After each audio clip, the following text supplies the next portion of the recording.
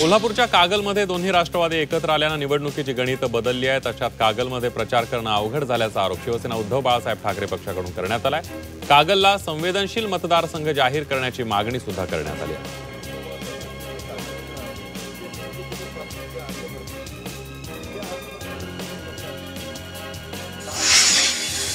साताऱ्यातील पसरणी घाटामध्ये मोठ्या प्रमाणावर वाहतूक कोंडी झाली आहे। मोठमोठ्या वाहनांच्या रांगा लागलेल्या आहेत। पाचगणी महाबळेश्वरला जाणारा हा प्रमुख घाट रस्ता आहे। या ठिकाणी अनेक वेळेला वाहतूक कोंडीची समस्या उद्भवते आणि त्यामुळे पर्यटकांचे मोठ्या प्रमाणावर हाल होत आहेत। काही वाहनं बंद पडल्यानं ही कोंडी झाली आहे।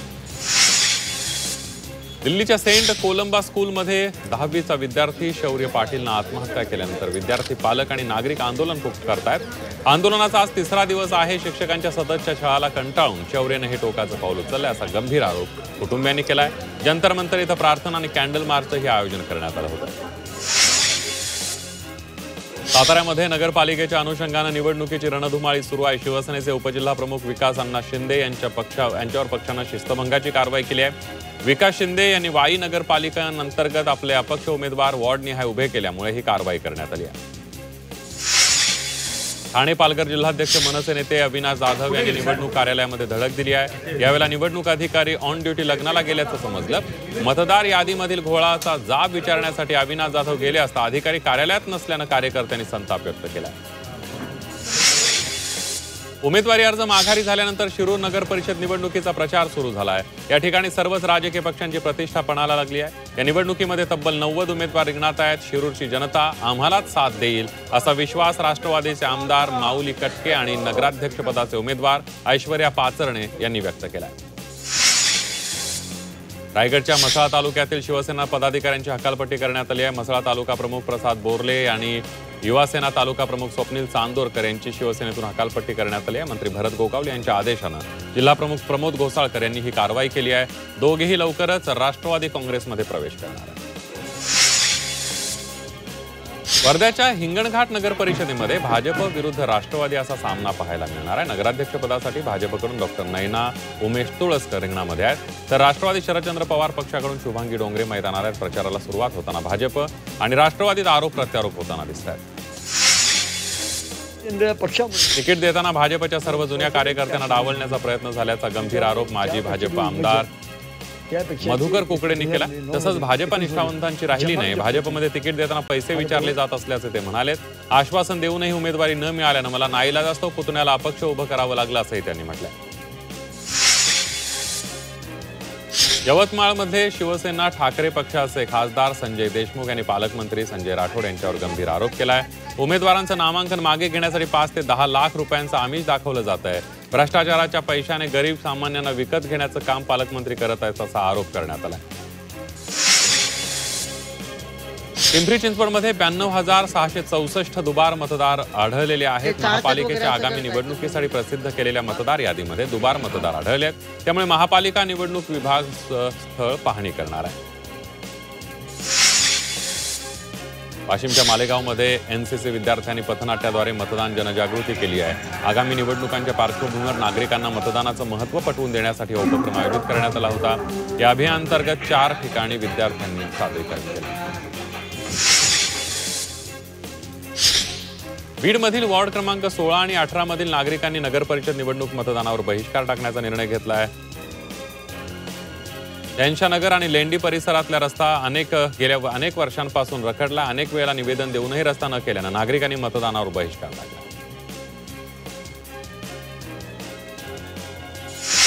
वाद सुरू कोणी केला असा सवाल उद्धव ठाकरेंनी केलाय। मराठी तरुणाच्या आत्महत्येच्या पार्श्वभूमीवर भाजपनं मुंबईत बाळासाहेब ठाकरे स्मृतीस्थळी आंदोलन केलं, त्यावर उद्धव ठाकरे यांनी हा प्रश्न उपस्थित केलाय।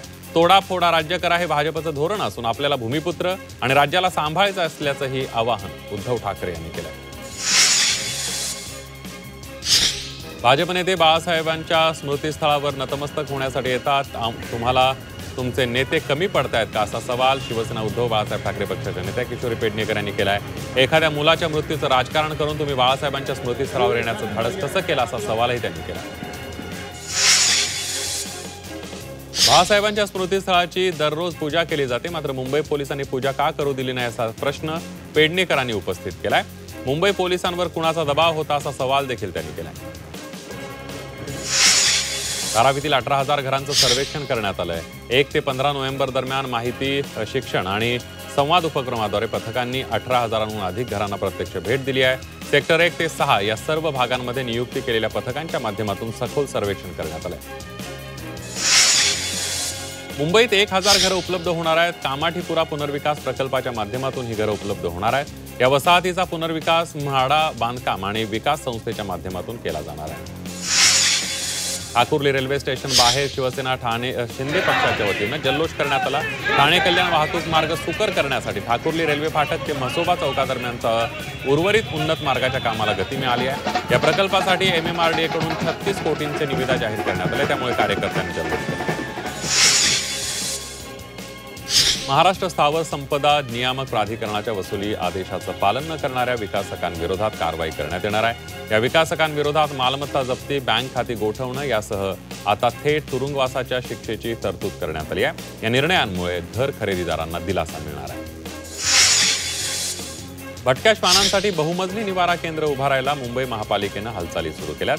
शैक्षणिक संस्था, रुग्णालयं, बस थांबे अशा सार्वजनिक ठिकाणांच्या भटक्या श्वानांना निवारा केंद्रांमध्ये स्थलांतरित करा असे आदेश सर्वोच्च न्यायालयाने दिले आणि त्यामुळे बहुमजली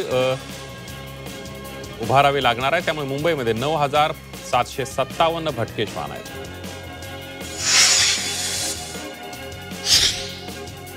सिडकोच्या इतिहासामध्ये पहिल्यांदाच प्रथम येणाऱ्याला प्रथम प्राधान्य तत्वावर 4,508 घरांची गृहनिर्माण योजना जाहीर करण्यात आली आहे. योजनेच्या ऑनलाईन अर्ज नोंदणीला आज दुपारी 4 वाजल्यापासून सुरुवात होणार आहे. अर्जदारांना पहिल्यांदाच स्वतःच्या पसंतीचा सदनिका निवडण्याचं स्वातंत्र्य हे या योजनेचं वैशिष्ट्य आहे. आजपासून 12 दिवस मध्य रेल्वेवर गाड्यांचा खोळंबा होणार आहे. आजपासून 3 डिसेंबरपर्यंत बदलापूर रेल्वे स्टेशनमध्ये रात्रकालीन ब्लॉक घेण्यात येणार आहे. पादचारी पुलाचं गर्डर उभारणीसाठी हा ब्लॉक घेण्यात आलेला आहे. त्यामुळे लोकलचं वेळापत्रक कोलमडणार आहे. दरम्यान उद्याही मध्य रेल्वेच्या कल्याण ते ठाणे दरम्यान मध्य रेल्वेचा मेगा ब्लॉक असणार आहे. निवृत्त कर्मचाऱ्यांची पेन्शन वाढवण्याची शक्यता आहे. EPFO लवकरच निवृत्त वेतनाशी संबंधित मोठा निर्णय घेण्याची तयारी आहे. EPFO वेतन मर्यादा 15,000 रुपयांवरून 25,000 रुपये करण्याचा प्रस्ताव अंतिम टप्प्यात आहे. हा बदल लागू झाल्यास देशातील 1 कोटींपेक्षा जास्त कामगार EPS पेन्शनच्या कक्षेमध्ये येऊ शकतात. बाळासाहेब ठाकरे राष्ट्रीय स्मारक ट्रस्ट पुन्हा नव्याने अस्तित्वात आलंय. त्यामुळे आता लवकरच ट्रस्टची मीटिंग होऊन पुढील काम सुरू होतील. तर 2027 मध्ये स्मारकाचं काम पूर्ण होऊन ते जनतेसाठी खुलं करण्यात येणार आहे. शिवसेना उद्धव बाळासाहेब ठाकरे पक्षाचे पक्षप्रमुख उद्धव ठाकरेंनी याबाबतची माहिती दिली आहे. पालघरच्या विक्रमगडमध्ये बिबट्याची दहशत पसरली आहे. तालुक्यातील उटावली गावामध्ये एका विद्यार्थ्यावर बिबट्यानं हल्ला केलाय. सुदैवानं बिबट्याच्या हल्ल्यामध्ये हा विद्यार्थी थोडक्यात वाचलाय. मयंक कुवरा असं या विद्यार्थ्याचं नाव असून तो आदर्श विद्यालयात 5वीला शिकतोय. नारायणपुरातील मनोरुग्णालयामध्ये मधमाशांनी हल्ला केला. या हल्ल्यामध्ये एकाचा मृत्यू झालाय तर अनेक जण जखमी झाले. जेवणासाठी बसले असताना हा मधमाशांनी हल्ला केलाय. वरिष्ठ अधिकाऱ्यांकडून घटनेची गंभीर दखल घेण्यात आली. रत्नागिरीतील मिरजोळी गावामध्ये विडे भरण्याचा कार्यक्रम मोठ्या उत्साहाने पार पडला. सम्राट बळीराजाचं स्मरण करत घरामध्ये विडे भरणे तसंच ग्रामदेवतेलाही देवांना रुपे लावून विडे भरण्याचा कार्यक्रम पार पडला. अहिल्यानगरातील अकोले शहरामध्ये नागरिकांनी मूकमोर्चा काढला. मालेगावमध्ये झालेल्या चिमुकलीवरील अत्याचाराच्या घटनेचा तीव्र निषेध यावेळेला करण्यात आला. त्याचबरोबर आरोपीला कठोरात कठोर शिक्षा करण्याची मागणी करण्यात आली. वर्ध्यात शहर पोलिसांकडून देशी विदेशी दारूच्या 150 पेट्या जप्त करण्यात आलेल्या आहेत. 12,93,000च्या दारूच्या पेट्या जप्त करण्यात आलेल्या. स्थानिक स्वराज्य संस्थांच्या निवडणुकांच्या पार्श्वभूमीवर मोठी कारवाई करण्यात आली. पुण्यातील जंगली महाराज रस्ता गोखले रस्त्यावर पालिकेने अतिक्रमण विरोधात धडक कारवाई केली आहे. काल संध्याकाळी पालिकेने मोहीम राबवत 50हून अधिक दुकानं, हॉटेलचे शेड काढून टाकले. त्यामुळे फुटपाथ मोकळे झाले. गोंदियामध्ये घरफोडी करणाऱ्या आंतरराज्यीय टोळीला अटक करण्यात आली. ह्या टोळीनं जिल्ह्यामध्ये 4 घरफोड्या करून फरार झाले होते. या आंतरराज्यीय टोळीचा स्थानिक गुन्हे शाखेनं पर्दाफाश केला. या आरोपींकडून 4.5 लाखांचा मुद्देमाल जप्त करण्यात आला. सांगलीतील जतमध्ये पिस्तूल विक्री प्रकरणी कारवाई करण्यात आली आहे. या प्रकरणी पिस्तूल विक्री करणाऱ्या दोघांना अटक करण्यात आली आहे. या कारवाईत 6 पिस्तूलसह 12 जिवंत काडतूस जप्त करण्यात आली आहे. संदेश काजळे खून प्रकरणातील मास्टरमाइंडला अटक करण्यात आले. आर्थिक देवाणघेवाणीतून नाशिकच्या नवीन सिडकोतील सराईत गुन्हेगार संदेश काजळे याचा अपहरण आणि खून झाला होता. या प्रकरणी मुख्य आरोपी रणजित आहेर याला पोलिसांनी अटक केली.